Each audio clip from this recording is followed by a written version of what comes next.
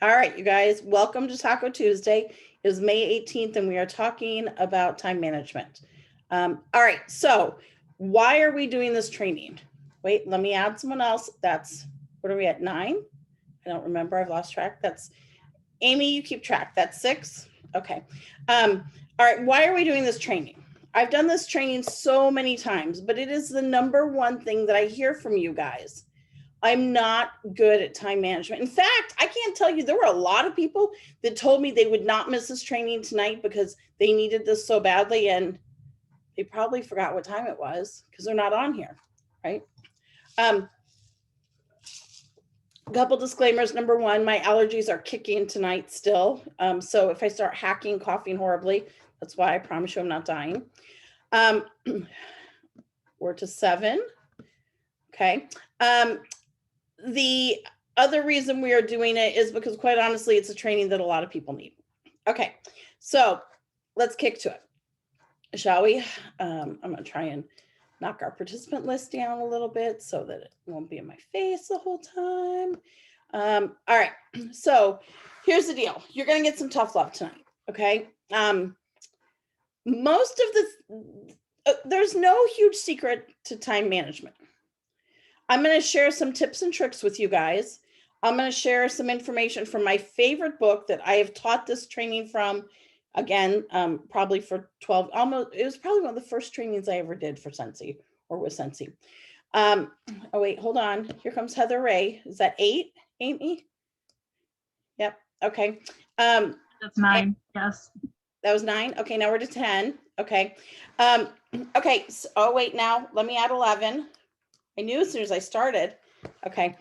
Amy, I'm going to give you actually admin rights too. I'm going to make you a co-host. Will you add people? And okay, perfect. Awesome. That would make this much easier. Okay. So, all right. So we've done this training a bunch of times. There are no secrets. There's no magic to this. Brian Tracy does his book, Eat That Frog, is one of my favorite books ever. It is packed full of time management skills, tips, tricks, and just quite honestly, common sense. Eat That Frog by Brian Tracy. I will tell you, my kids have heard me do this so much that they, my older 2, I gifted this book to. I feel like it's that important. This was like a high school graduation gift for them, not like their only graduation gift, but this was an important, like, pass it down to them. They both, out of principle, because they've heard this train so many times, refused to read the book. Like, my son handed it back to me and said, there's no point in reading it. I've heard you say all these things so many times. So there's a little tough love tonight, though, because the reality with what we're going to talk about tonight is many of you use this as a crutch or an excuse. I'm just going to say it. Many of you use this as a crutch or an excuse. Lots of people say, I'm horrible at time management, so I don't accomplish things. Time management's really self-control, desire to change, not just say you do, and to be consistent over time. That's all it is. What works for me isn't necessarily going to work for you, but I'm going to give you some tips and tricks that do work for me. The reality is, when you aren't good at time management, when you don't utilize your time well, you're only hurting your productivity and you're hurting yourself. We all have the same, you're going to hear me say this probably 3 times. We all have the same amount of time in the day. Some people use it really well and have a lot of time left over for the things that are important to them. And some people waste their day away. And I don't mean like, I know some people are working in an 8 to 5 job or an 8 to 8 job even, right? I'm not talking about that. I'm talking about using the time that you have and using it well. And a lot of people will make excuses for how they use that time. But the reality is you're only hurting yourself, okay? I do think that time management is something that is an important trait to teach. And I think it's something that's really important because it becomes multi-generational. If your parents weren't good with time management, you might not be, okay? So the things that you do, and especially in the social media era that we're in right now, if you have small children or even not so small children, you are passing these traits down to them because they're watching what you're doing, and it becomes, they're very impressionable, right? So, All right. So Brian Tracy, author of this book, Brian Tracy is a business expert in many, many things, but he says, I'm going to read you a quote from his. Let me grab it. The ability to concentrate single-mindedly on your most important task and to do it well and to finish it completely is the key to great success, achievement, respect, status, and overall happiness in life. The ability to concentrate single-mindedly on your most important task, to do it well, and to finish it. How many of you start things and don't finish them? In the chat, tell me. Raise your hand in the chat, tell me. Okay. And do it well is the key to great success, achievement, respect, status, and overall happiness in life. I don't really care about the status part, but I would like to have success and happiness. Those are, in my opinion. So time management is personal management and life management. And when you do it well. It's just going to give you that much more time that you can spend on other things. Okay. So how are your time management skills? I want you to tell me in the chat. You think you're acing this? You need work? Not good? Great. You want to be teaching this yourself? Needs work. Bad for business. Work in progress. Meh. Needs work. Okay. Needs a lot of work. Needs a terrible. I'm a master time waster. That's like a skill. When you say you're a master at something, that means you have skill. You have mastered that. You are skillful, right? Sometimes good, sometimes bad. Okay. So Mary, I think that's pretty normal. We're all going to have times where we're really good at this and times where we're not. Pretty good. I hate being late. Okay. So considering the first part of this was me listening while in the shower, it shows I need help. That's pretty good. But you were accomplishing two things at once, so that's okay. All right. Do you feel overwhelmed? Okay. Are you overwhelmed because there's too much to do, or are you overwhelmed because you don't know where to start? I want to know that. Daily, I'm overwhelmed, okay? Are you overwhelmed? In the chat, tell me. You don't know where to start, or you have too much on your list? Do you ever finish your list? Do you even have a list? Like, it could be mental, it could be digital, it could be on paper. I'm a paper person, but I get overwhelmed when I don't write things down. I don't know where to start. Too much. Both. Always have a list. Already overwhelmed. Always overwhelmed. Okay. So my first thing is I want to tell you this. I don't want to overwhelm you tonight. My goal is not for you to take pages of notes and come up with 50 new systems you need to implement. My goal is that you will take one or two things to heart that I say, and they will kind of smack you a little bit, and you'll be like, wow, that makes sense. I'm going to try that. Okay. If you leave tonight with 50 new things, and I'm not going to give you 50 strategies, but 50 new ways to implement this, you are making your list that much more complicated, and we're going backwards. Okay. Do you start your day like this? This used to be what I would do. And I can visualize myself doing this in our house in Texas. I would get my kids off to school. I would sit down in my office to work. Now, I want you to, if you go and you work a day job elsewhere, I want you to put that in perspective. This is the time you have available. So I would sit down, because I worked from home. I would sit down at my desk, and then I'd be like, oh, I should probably go grab that. It's in the other room. So I'd go to that room and to pick it up. But then I would be like, oh, I should probably start a load of laundry. And then I would go to start a load of laundry. And then I would be like, oh, there's some dishes in the sink. I'm going to do that. Oh, I should pick this up. I would never get back to my desk for like half the day sometimes. Because I would go from one project to another, to another, to another. Too many distractions, like Lisa said. Yes, that's exactly right. Barbara says, the first thing my psychiatrist told me was, I'm completely overwhelmed and I need to reduce my to-do list. Okay, story. I was at corporate years ago, 2012, I think. And Joel Curtis used to be, I don't know. He's like Deb Bowden now. He was a vice president of Sensi, but he was over consultant relations. And he had asked me I was going to corporate to talk about burnout that was happening within leaders. We were coming out of a period of hypergrowth, and there was a lot. And I'd reached out to him and said, listen, I mentor hundreds of leaders and I'm seeing a pattern of burnout. He said, let's talk. And he was also a therapist.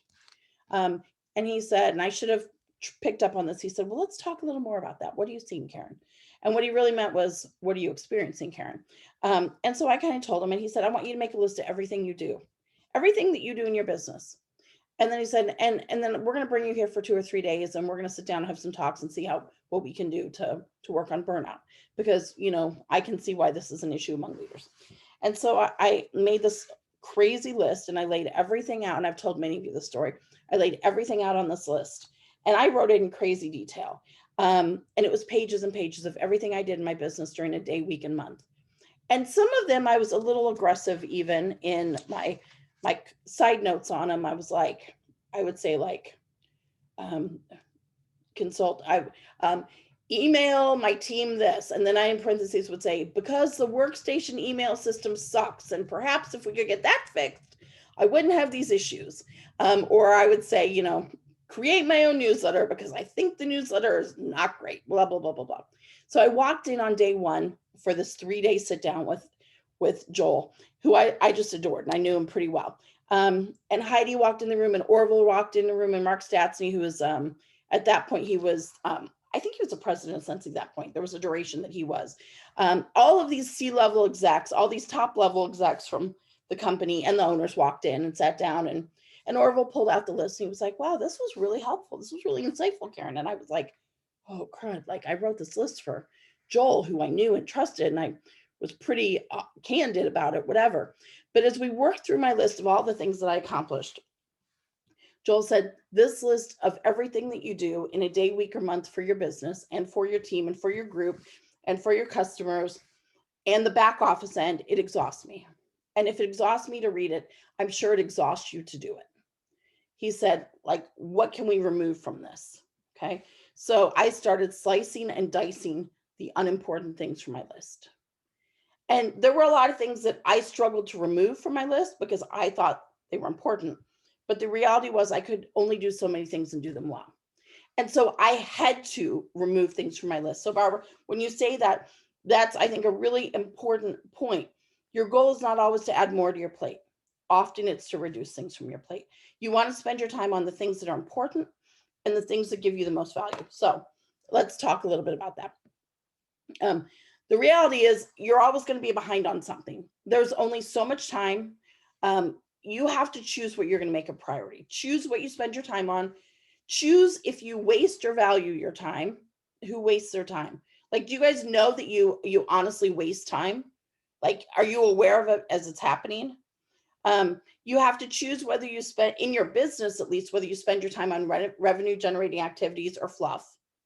And there's nothing wrong with spending time with fluff if you have enough time to do everything. But if you only have so much time, you want to make sure you're spending it on revenue generating, things that are going to bring you money and move your business forward. You become what you spend your time doing. And a lot of people fall victim to what I call the failure to execute disease. And they fail to start and finish a project because in the back of their head, they know they're never going to get it done. So it's easier just not to do it. I want you tonight to realize that I don't want you to confuse busy with productive. Lots of people are busy. That doesn't mean they're productive. Don't confuse activity with accomplishment. You can have a lot of activity going on. That doesn't mean you're accomplishing a darn thing. Okay. You can't get upset though for the work you don't do. Wait, let me phrase that. You can't get upset with the results you don't get from the work you aren't willing to do. If you choose to spend all your time being busy or doing activities and you aren't laser focused on what you should be doing, you can't get upset that you don't accomplish what your actual goal is. And a lot of people do this. A lot of people say, I hear this quite regularly. I worked my business all day today. And then I say, okay, so let's kind of break that down. What did you do? And usually the conversation goes to, well, I spent a lot of time on Instagram or Facebook. Okay, what did you do in your business though? Tell me what you accomplished. So they were really busy and they were frustrated that their business wasn't growing, but they couldn't break down and tell me a single income producing activity that they were accomplishing. So you will notice often on our group page in particular, I will say, when someone says, I'm not having any success in my business, I will say, let's tell me what you're doing so we can give you some other ideas. Because we've got to get to the heart of how people are spending their time. And often those people aren't really they think they're doing something, but they're really not. And that's wasting their time, right? And they're not going to get anywhere for the business. Okay. Let me give you a side note. There is an offside to that. Did you know you can be addicted to success? Some people spend so much time working. You see this with a lot of high-level CEOs and a lot of really driven entrepreneurs. It's great that they're accomplishing all the things, but they actually become addicted to success. And the more success they have, the more time they're putting into this. Because success brings you those, when you're successful and you're efficient, it releases those same endorphins you get when like a runner's high or from any of the other things. And you can actually, become a little addicted to success. So when your business starts growing and you find yourself working a ridiculous number of hours, even if you're accomplishing great things, realize there's a downside to that too. So the title of the book is called Eat That Frog. Now, why is it called Eat That Frog? Well, Mark Twain had a quote, and he said, if you eat a live frog first thing in the morning, nothing worse will happen to you the entire day. Okay. So Mark Twain, the author, if you eat a live frog first thing in the morning, nothing worse will happen to you the entire day. And that's in my book, that would probably be true. So what's your frog? So Brian Tracy uses the analogy of the frog. Your frog is the biggest and most important task on your plate. It's the biggest and most important thing on your to-do list. Let me give you an example. If you were a procrastinator and you didn't live in the state of Texas or maybe Oklahoma, I don't know what other states were exempt, your frog last weekend might have been your taxes that were due on Monday. Okay. Now that may have been, maybe some of you just filed for an extension, I don't know. But if that was your goal to get them done by Monday and you'd been putting that off since whatever date you got your W-2s or your 1099s and all your tax forms, you didn't want to do it, right? Because let's just be honest, who wants to, unless you're a tax professional, who wants to sit down and do their taxes? Pretty much no one. So that might have been your frog. So your frog, but that was pretty critically important, the tax deadline, if you didn't file for an extension, if you weren't incorporated in a business, and if you weren't in any of the states hit by the winter storms, was Monday. So probably was pretty important that you accomplish that. So that would have been your frog. So it's the most important thing on your plate. It's also the thing that you're most likely to procrastinate on. Does that make sense to you guys? Do you understand the philosophy? Now, the frog is also probably the thing that you will feel best when it's done, but you will just keep pushing it off and off and off and off and off. Can any of you guys give me examples of what yes, Jen says, finished my taxes at 10 p.m. last night. So tell me, someone did it a month ago. That's pretty good. Can anyone else give me an example of a frog you have? Like something that you've been putting off that you should be doing, and it should be top of your to-do list, but you do all those other little small things before you get to it because you just don't want to do it. Mailers. Yeah. So in your business, like customer mailers, that might not be fun. If you are someone who does bookkeeping in your business on a regular basis, yes. Megan says cleaning out and organizing my office. Laundry and homework. Yeah. So you guys get the idea, right? If you just sit down and do it though, it's done and you can move forward. Okay. So here's the goal. The goal and the exercise. Yes. So Mary, if you started every day by exercising and got it done, you wouldn't think in the back of your head all day long, I gotta exercise, right? It would be done. And you probably would have a lot more energy for the rest of the day. And you would feel this massive sense of accomplishment. Okay. And after you have done it for a certain number of days, it just starts to become a habit that you do it first thing in the morning, right? Okay, you guys get the idea. Finishing my mystery boxes, yes. All right, you guys get the idea. So here's the deal. Brian Tracy swears, and it has been proven, study over and over and over and over and over again, and I have done it myself. If you start your day and you do your frog, Now, I don't mean like jump out of bed and do it. Like get to whatever place you have to be. Kids go off to school. Whether if you go work a day job, you come home from work, whatever that time looks like for you. And then you sit down and you start on your frog immediately. And not only do you start on it, but you don't get up until you're done. Now, if it's something big like your taxes, now you might have to break that into daily chunks, right? But you're going to start on it right away. You're going to not be interrupted, and you're going to do it both well and quickly. No interruptions. If you will do that, you will feel this huge weight lifted. I challenge you. I challenge you tomorrow or the day after or both days to try this philosophy. And I want you to come back and tell me how you feel, especially when it's something that you've been putting off and dreading. Now, what if you have two frogs? What if you need to finish your taxes and exercise? Eat the uglier one first, the one that's hardest, biggest, and most important. Eat it first. So I want to share a couple other things that I think are very, very, very important. So that's where the title of the book comes from. I do think positive affirmations and mindset is critically important to time management and to life management. If you tell yourself, and there have been, again, study that show this. If you tell yourself daily, okay, let me back it up. How many of you tell yourself you're not good at time management? Okay. How many of you tell yourselves or have tell others, I'm super great at procrastinating? Okay. Yeah. Okay. So I want you to flip the switch on that. I want you to start telling yourself the opposite. Positive mindset, positive affirmations, and mantra really do work. If you tell yourself daily, and again, it is a habit, and you can't laugh at yourself the first couple times when you say it, because you know the first couple times it's not true. If you tell yourself, I use my time wisely. Now, some of you are like, no, I don't.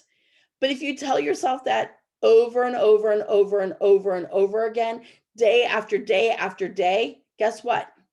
You actually start using your time more wisely. If you tell yourself that you are productive, guess what happens?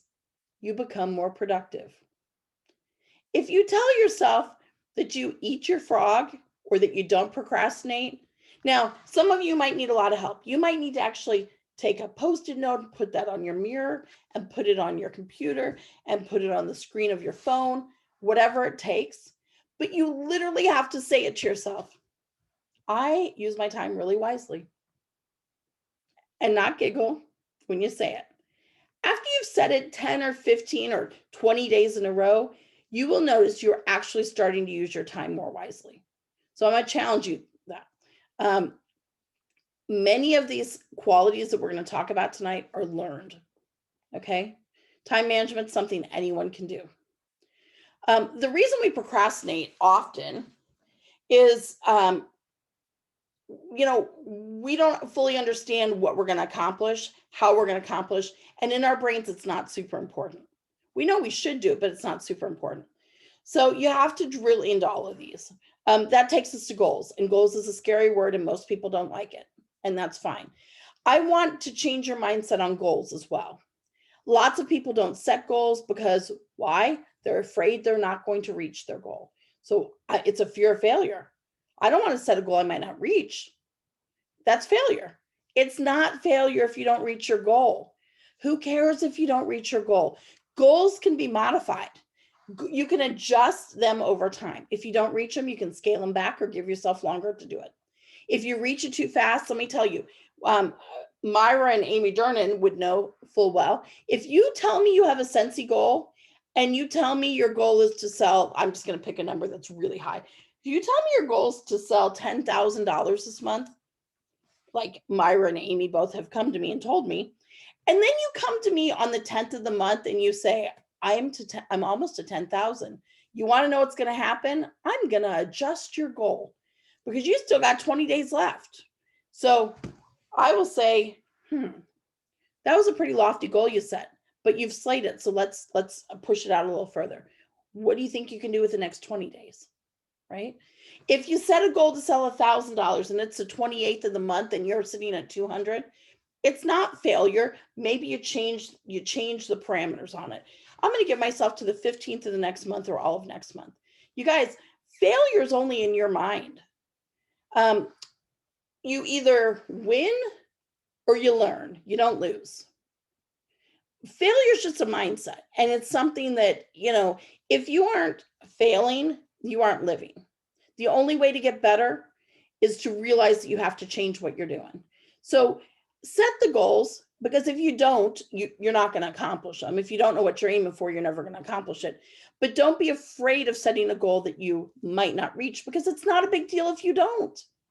Don't internalize it and use it as an excuse for not doing it in the first place. The biggest mistake that I see people making with goals, and it slows down your time management in huge ways, is your goals aren't SMART. And SMART's, an acronym that's used all over for goals.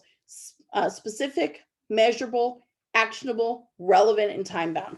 There's a superstar director in our downline who posted a couple, maybe a month ago, on her group page, and she said, right now, share your goal. You've got 30 seconds or something like that.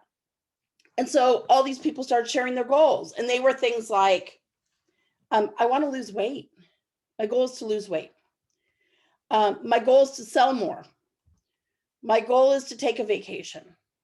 Those are great things to want to do, but you can't measure any of those. Now, you could measure if you actually go on vacation. You want to sell more. How much do you want to sell, and when do you want to sell it by? Because if you just want to say you want to sell more, how are you going to know if you're really accomplishing that? Okay. I want to sell $200 by next Monday, or I want to sell $500 in June, or $2,000 in July, whatever it is. Make it an amount, make it be time bound, and then you're going to know whether you're on the right track or not. Because if you tell yourself, I want to sell more, you're kind of giving yourself an excuse to, that could be next January. That could be a year from now. You're giving yourself permission to procrastinate. Does that make sense? So make sure that your goals are specific, measurable, actionable. And if you ever have a question about whether a goal's right, throw it out on the group page. Message me, message any of the leaders. Like, we're always happy to help you with that kind of thing.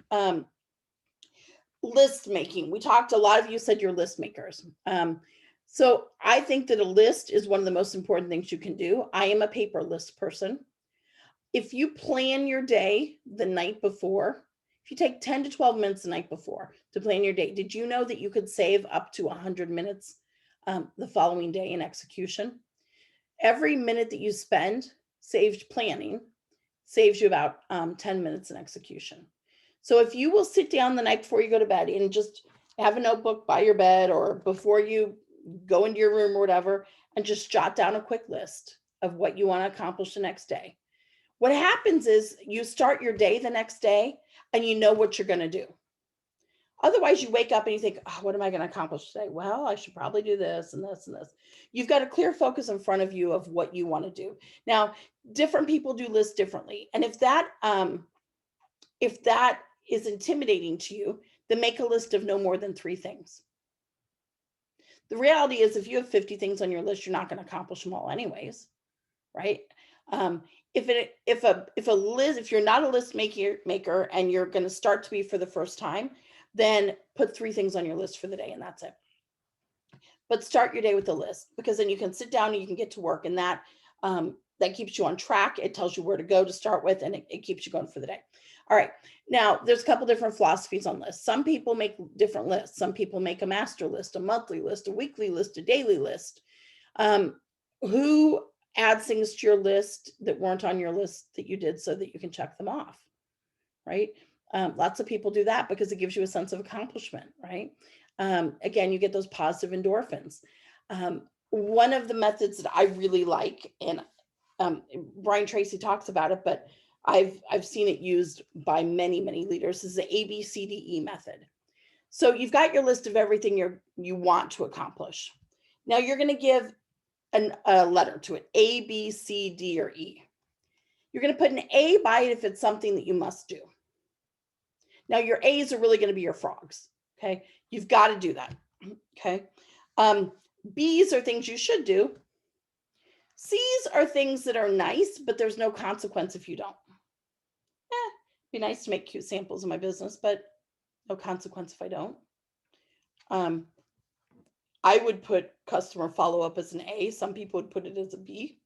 If you say it's a nice thing to do, but there could be consequence. People won't order if you don't follow up with them. D is something you can delegate. Okay. D is something you can delegate. And E is something you can eliminate. It wouldn't make a difference if you did it or not. And that's really hard. People don't want to eliminate things. But again, you can only do so many things. So you've got to choose the right things to do. And some of those E's are things that were important before, but they're not important now. They might be important later. You can add them back, but be very intentional in how you spend your time and what you do. If your list exhausts you, if your daily life exhausts you, figure out what those D's and E's are. You're going to focus on those A's. Those A's are your frogs in most cases. Those B's are probably important. Okay. 80-20 rule. And, we've talked about this in our business many, many times. Our extras and mystery boxes and A, B, C, D, or E. Kelly, you have to decide that. You have to decide. Depends upon how important mystery boxes are in your business. I would say for me, they would be probably a C, but they might be an A or a B for you. Probably not an A, probably not a must do, right? You must feed your children, probably. You must sleep. You must pay your taxes. 80-20 rule. Okay, so this is a rule that's used in lots of different aspects of life. 20% of your activities will account for 80% of your results. 20% of your activities will account for 80% of your results. So what does that mean? If you have 10 items on your list, even if they'll each take the same amount of time, 1 or 2 of them are going to be much more valuable in your business or in your life. In fact, 1 or 2 of them might be worth 5 or 10 times more than the others combined. Okay. We tend to do those other 8 things though, or 9 things. Do the 20%, the things that are really important. All right. When you do the small things first, you're never going to get to the big things. Your schedule. Okay. So many of us are women on here, and the reality is we're not real great about saying no.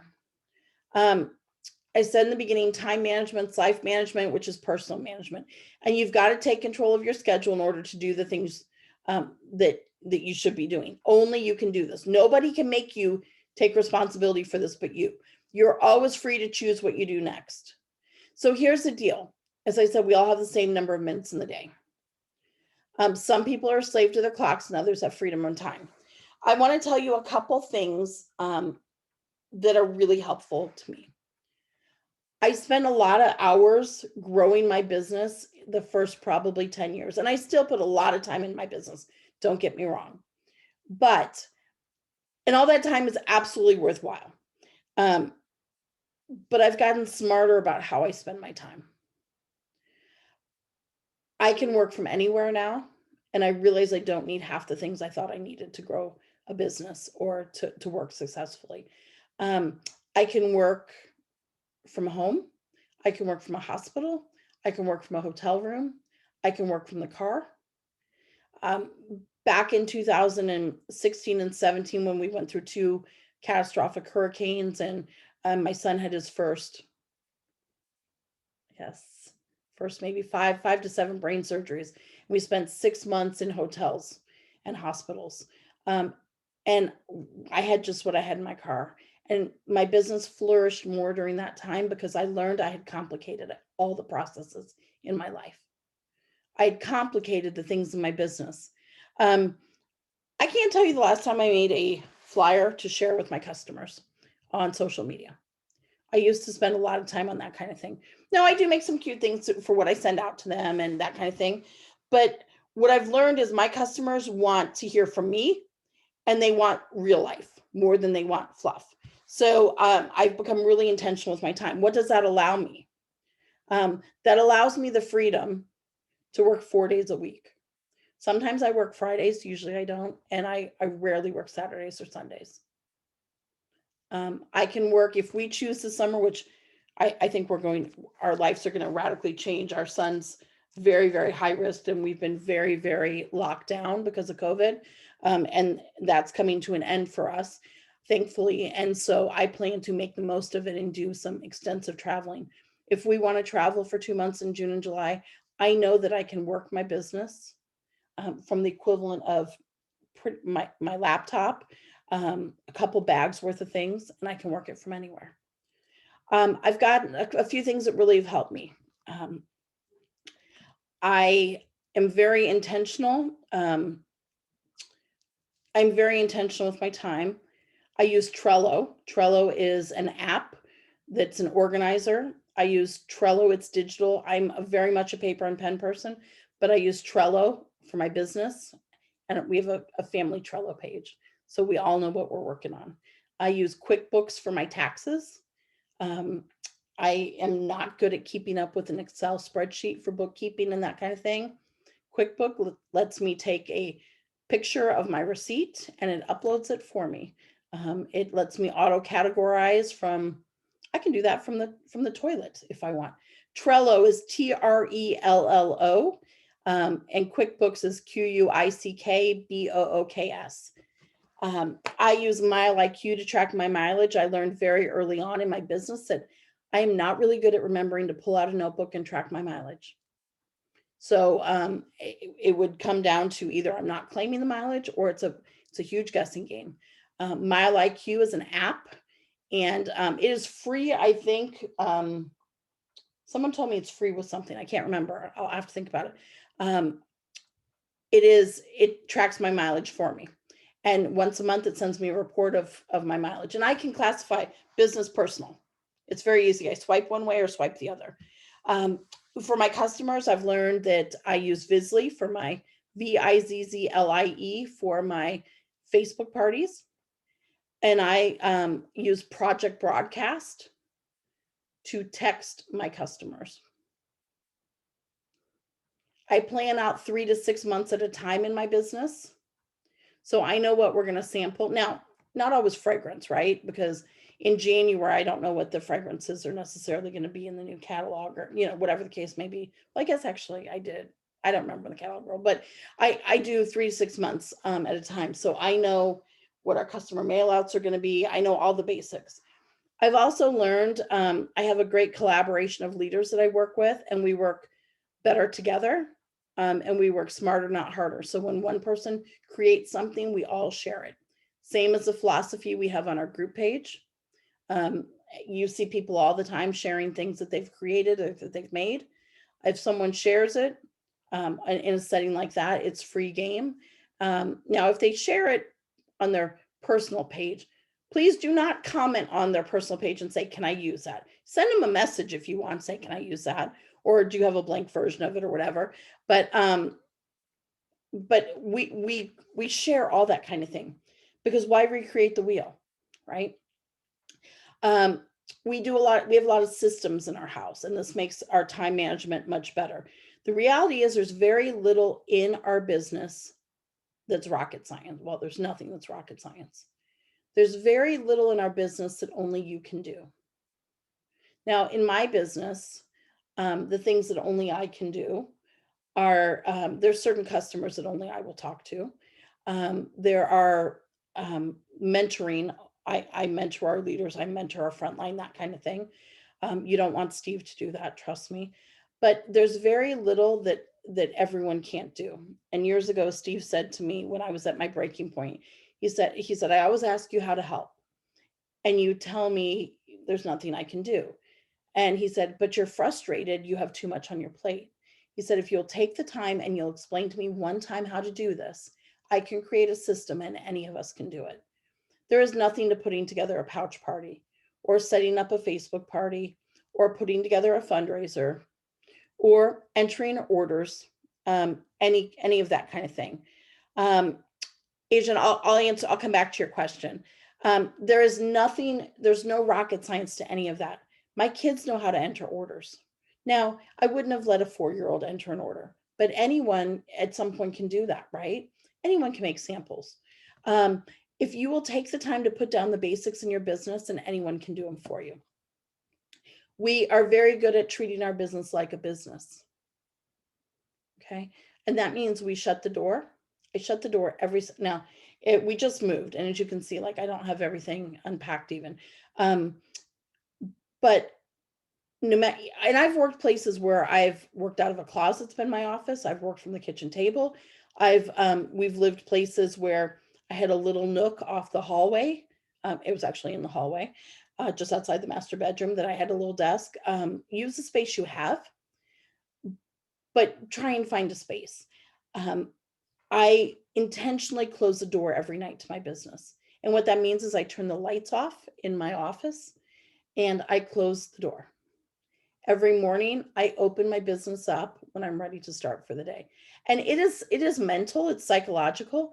But that means that's it. We're really good at saying no. Women really struggle with that. It's okay to say no. If you don't say no, then you can't spend your time on the things that you really want to spend it on.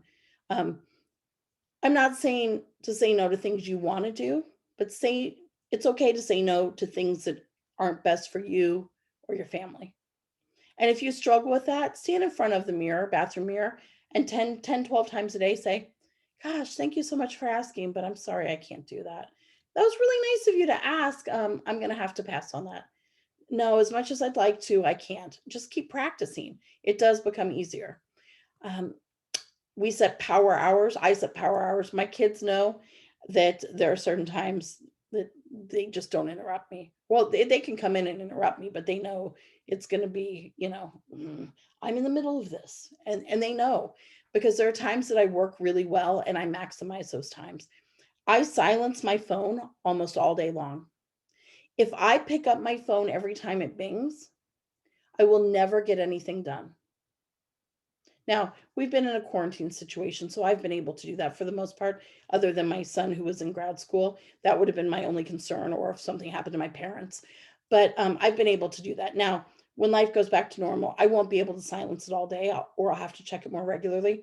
Every time you pick up your phone, when it bings, you are losing productivity.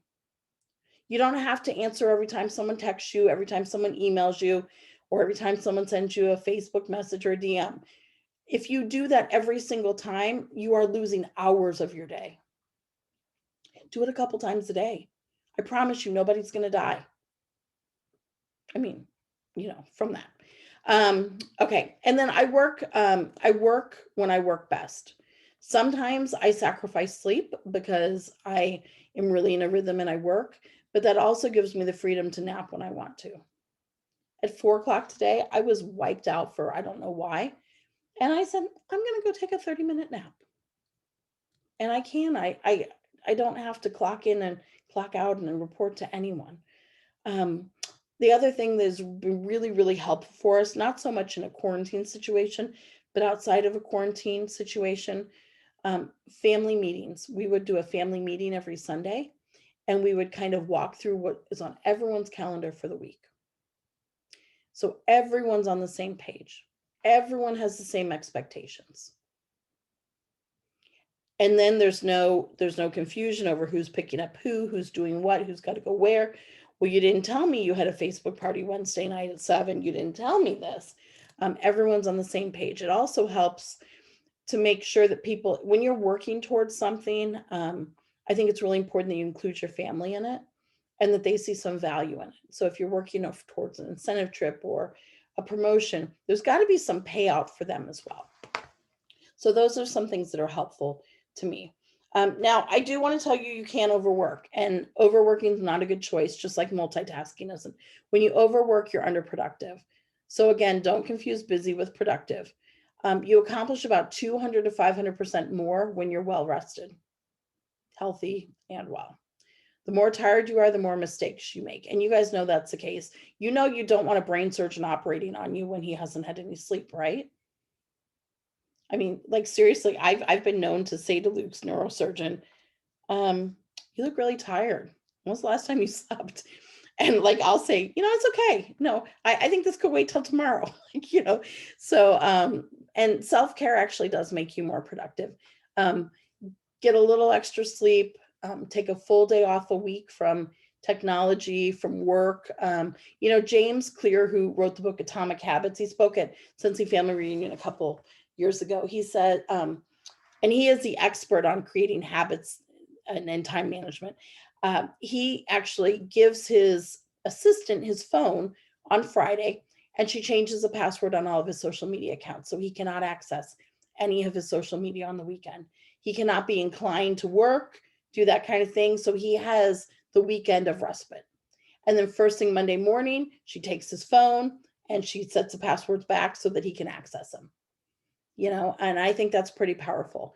Guard your physical health. The other thing that I think is really important to time management that you might not normally think is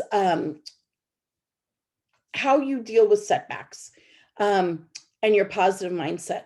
When I think about who's happy, the happiest people that I've ever encountered in the world were in the Dominican Republic when we were in Punta Cana years ago. And we did an excursion. We were out. Actually, it wasn't the excursion. We were painting a school.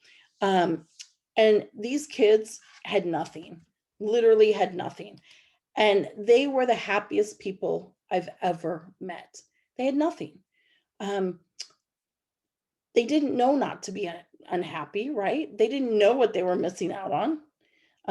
They weren't disappointed or discouraged. The other group of people that we encounter on a regular basis are chronically sick children. And quite honestly, they have the best mindset too. Now, not always. Like, I can tell you that my son, now that he's 15, there are times where his mindset's not the most positive. But, chronically ill children, for the most part, are so resilient. And we as adults could learn so much from these two different groups of people. When your mindset's right, when you're optimistic, you're going to accomplish so much more. You don't spend your time whining or complaining. You look for the good in every situation, and you're always looking for a solution.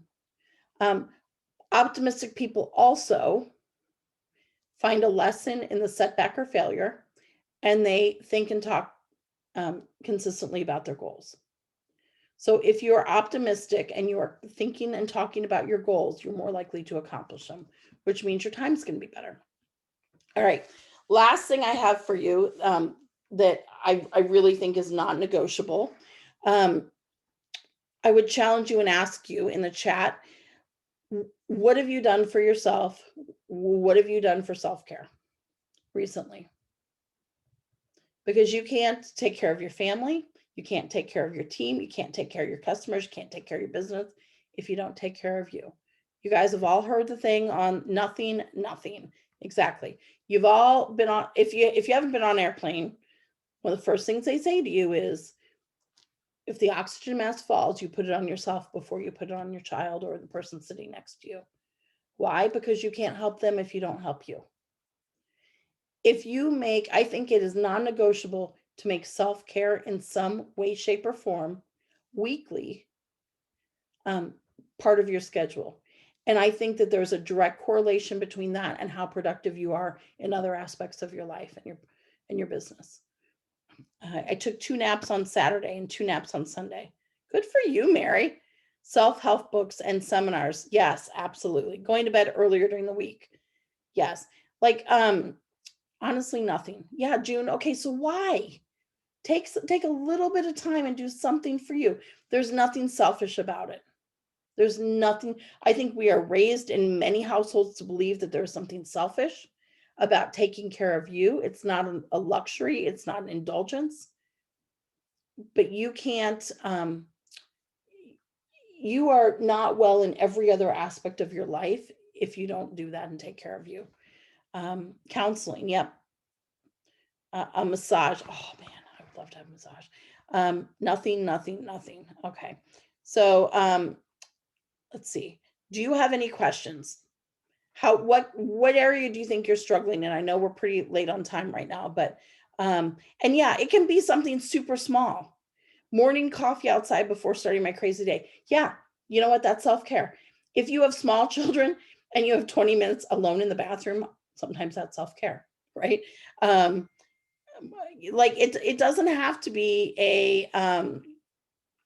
it doesn't have to be I jetted away for a weekend somewhere, right? It can be something very, very small.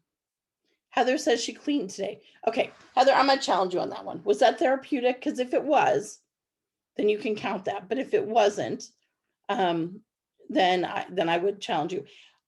When I am super stressed, my grandmother's china, I polish her silver. I polish silver.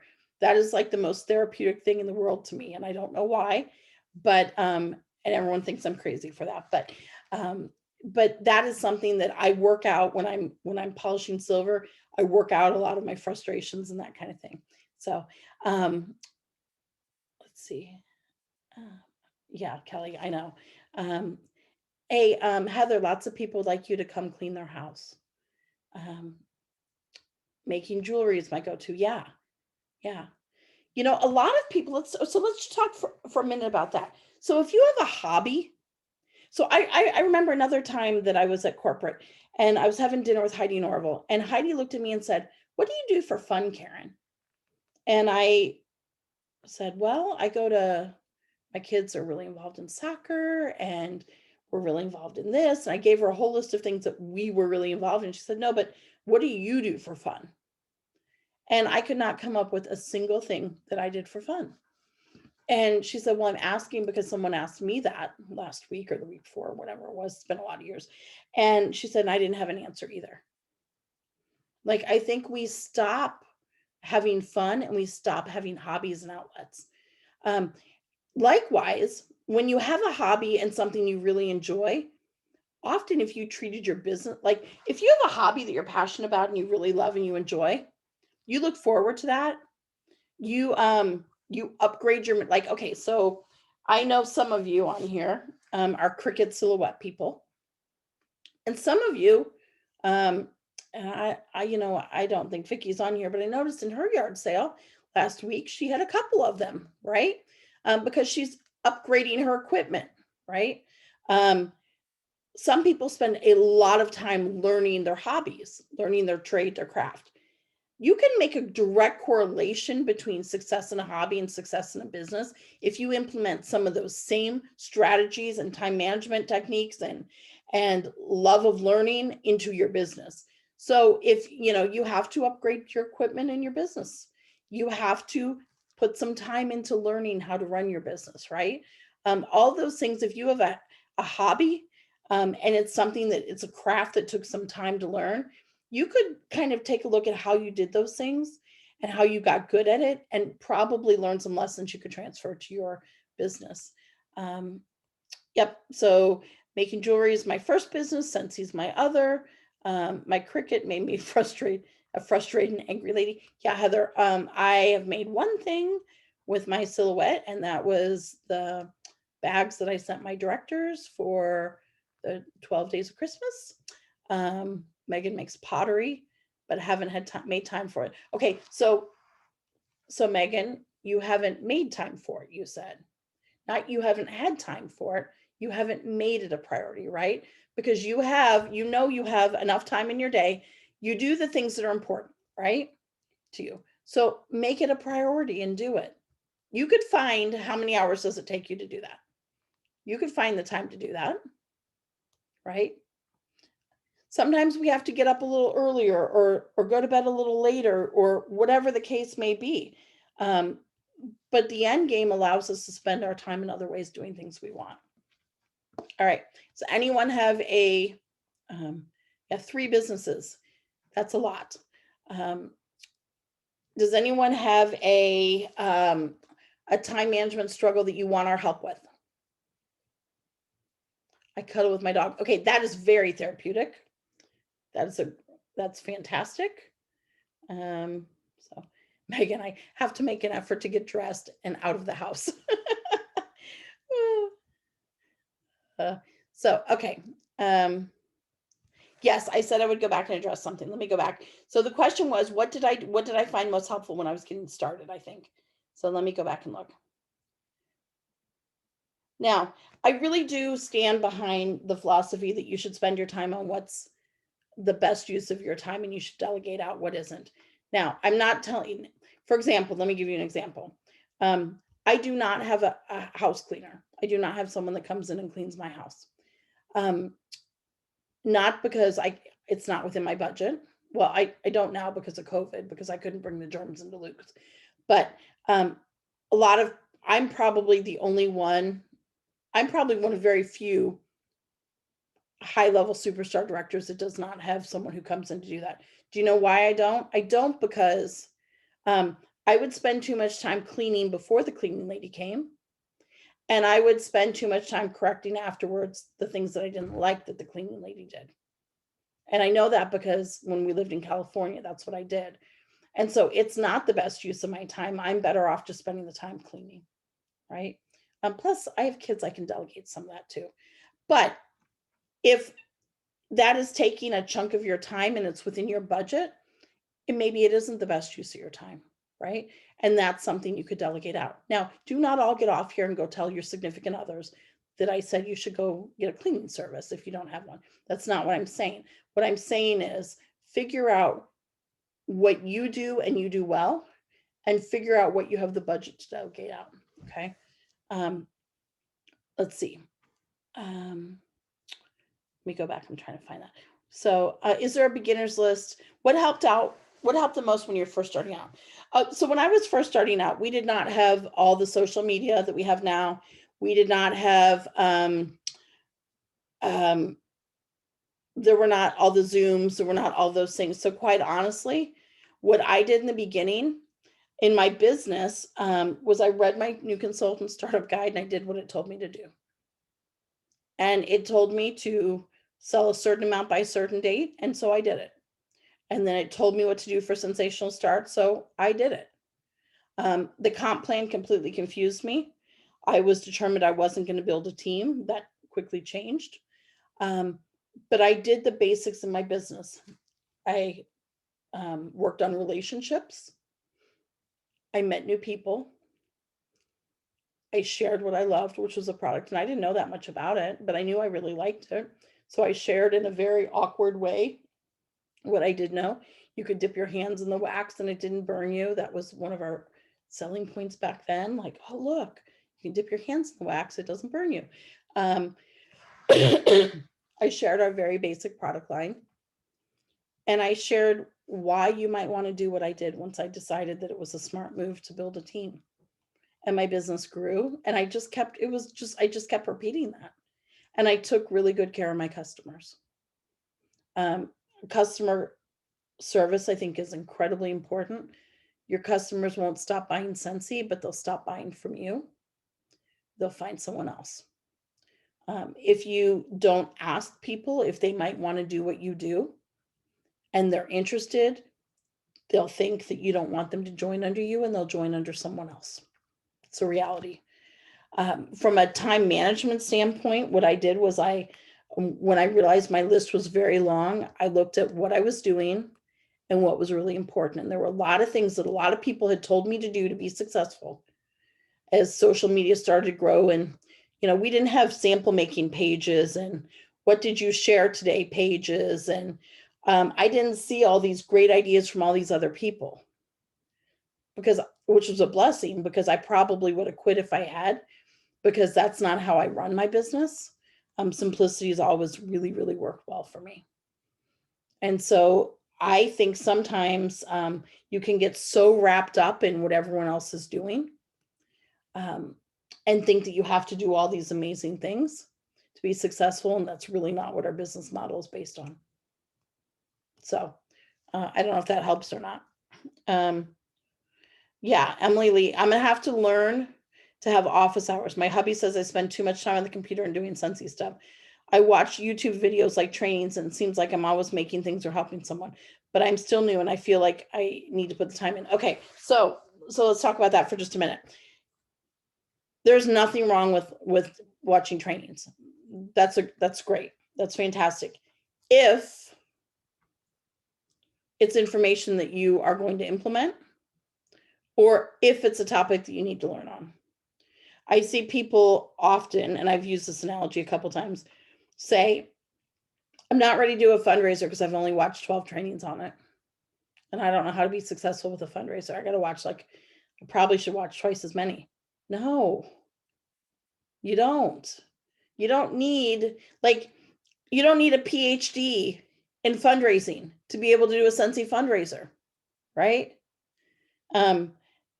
It's not a college course. You don't have to commit 3 hours. You don't have to commit an hour and a half 3 times a week for, 18 weeks. I don't know how long, 18 weeks. We can get wrapped up in a pattern where we're learners and not doers, where we spend too much time learning and not enough time doing. Don't be afraid to make mistakes. But again, there is some great information out there too. And so I'm not saying it's not a value. I would be very, and I do agree with you. It takes time. You have to put time into your business to grow a business. Okay. But if your husband is saying that, that's a red flag to me. I know many relationships, not just from Scentsy, but direct selling, any entrepreneurs. You want a spouse that's supportive of your business and that's not resentful of your business. And it's very easy to flip the switch on that with your significant other, with your children, with all of that. And so be very careful about that. And where you're present, be present. So if you're spending time with your children, be present with your children and not on your phone, working your business or scrolling some page to see what cute samples people made or whatever. When you're present with your significant other, be present with your significant other. And partially, sometimes that means you're not saying, oh my gosh, let me tell you what I learned today. Be present with them, right? Those are just some lessons that I remember at one point years and years and years ago, Luke was he's 15 now. He was probably in pre-K or kindergarten. And he said, Mom, can we have Scentsy free Fridays? And he wanted a day where there was no talk about Scentsy. Now I can tell you Scentsy has really blessed our family in huge ways. I mean, we've put kids through very expensive private schools, at college or universities. We've been able to provide incredible medical care to Luke. My kids have had 2 stay-at-home parents, my friends, work from home parents since 2012. It's been a huge, huge blessing to our family. But Scentsy can't be 100% of your life. So get really good at the time management so that you can put the time in your business so that you can give the time to your family that your family deserves. Because that's really why you're doing this business. And so you don't want to lose them in the process. Make sense? All right. It's like, let's see.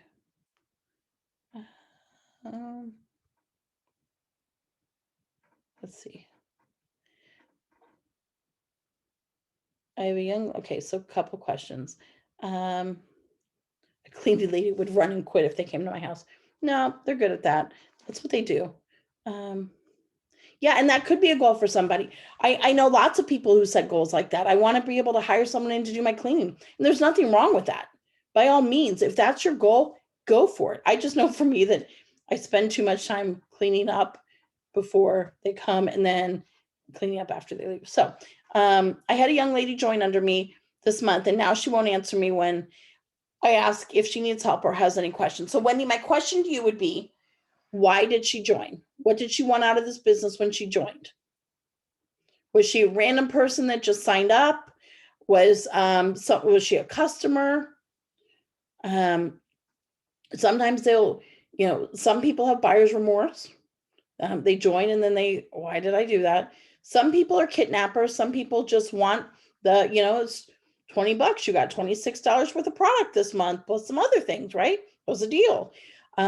Some people, people want all different things out of this business. Some people are intimidated when you reach out to them, even though you're offering to help. They think that you are pressuring them. And you're not. You just really mean it. How can I help you? But they think there's an expectation that you're gonna push them or pressure them to do things. So I would just, if I was in a situation like that, I would just reach out and say, hey, I've reached out to you a couple times. I want you to know there's no pressure from me. Everyone joins for different reasons, but I want you to have my information and know that I'm here if there's anything I can do. And I would put the ball in their court. Let's see. Let's see.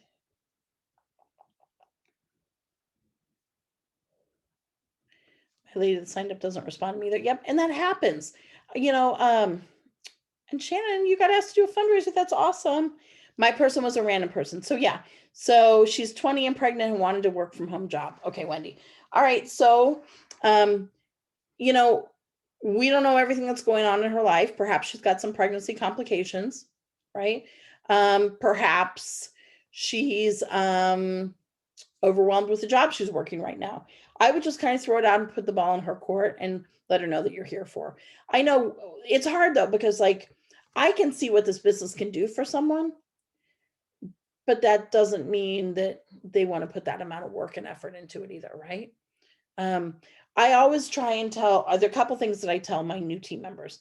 Number one, even if you are just doing this kind of as a preferred customer because you want to get a rebate on what you sell, let me help you do some kind of launch event, because if nothing else, I want you to get back the money that you put into your kit, right? And I have yet to have anyone say no to that. That's number one. And then the other thing that I say to people is, give it 3 or 4 months. Just give it an effort, give it 3 or 4 months. If you decide it's not for you, it's not a big deal. But jump in and join a couple things that we're doing. Let me help you do that launch event of some kind. Let's just do a few basic things. And when I help them do that launch event, I'm really going to do the launch event for them, because I'm going to teach them how to do it, whether it be a Facebook party or whether it be an in-person event or whatever the case may be. I'm going to teach them how to do it. They're going to learn by watching me. I'll have them interact a couple times, but for the most part, I'm going to do the work. So yeah, Lisa, I think that's good. I just backed off because I didn't want her to think I was pressuring her. Okay.